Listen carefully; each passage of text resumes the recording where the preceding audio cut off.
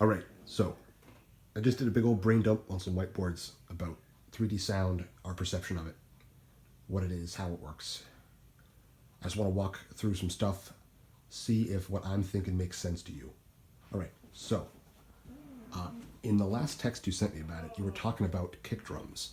So I'm kind of starting from there, right? The idea of understanding the relationship that a kick drum has between the waves that it puts out, the harmonics in the frequencies and the rhythms that are going on.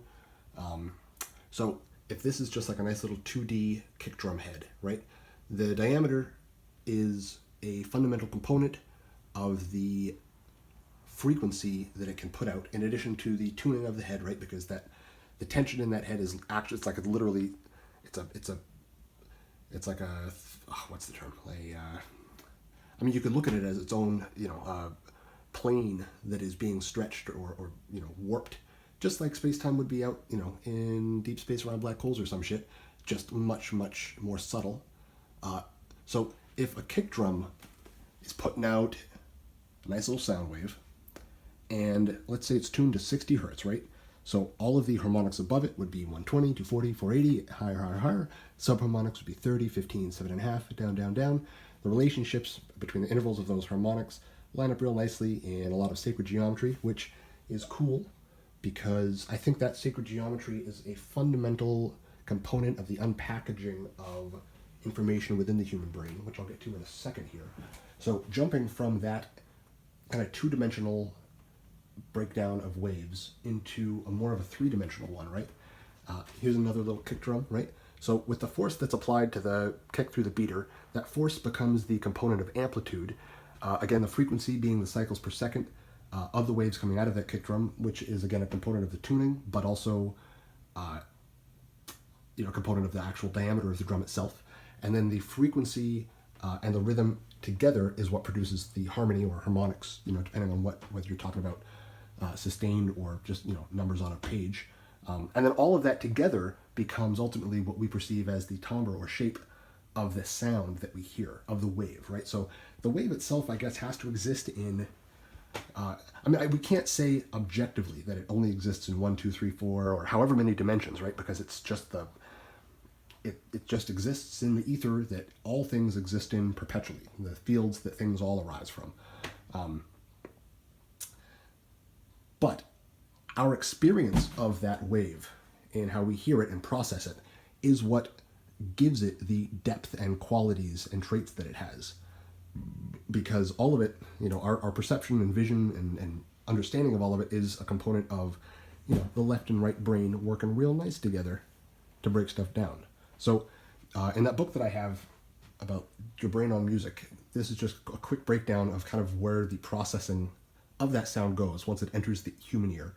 So first it gets sent to the auditory cortex, where it divides the signal into pitch and volume, which I guess is kind of like I'm not quite sure, again, at that point, it's only extrapolated out into two components, maybe two dimensions of it, of being. From there, it gets passed into the cerebellum, where a little more processing happens and we actually extrapolate the timbre, duration, and spatial location of what we're hearing. So it's really not until it gets to the cerebellum that the, space-time waveform becomes an actual 3D experience that humans have. In terms of if there's a kick drum there on the floor and it was making sound, it's not till it gets to your cerebellum that sound actually becomes, we can't connect the fact that what we're experiencing in that sound comes from that kick drum until it gets to the cerebellum processing, right? From there is where it gets sent to the amygdala. We have our unconscious emotional response to it. So if it's, unexpected and scares the crap out of us at first, that's the amygdala doing its amygdala thing. And from there, both the signals actually split twice out of the cerebellum, half of it going to the amygdala, half of it going to the frontal lobe, and then what goes to the amygdala also gets plugged into the frontal lobe after that conscious emotional response happens. And then our bodies integrate information from the rest of our sensory experience. We apply critical thought. Then it gets pumped out to our mesolimbic system, where we get our parasympathetical conscious response, which is also a right brain emotional response. But that is the processing pathways of sound as we experience them as humans, right? So given that, I got a nice little cute little drawing of a atom the nice little electron field floating around it.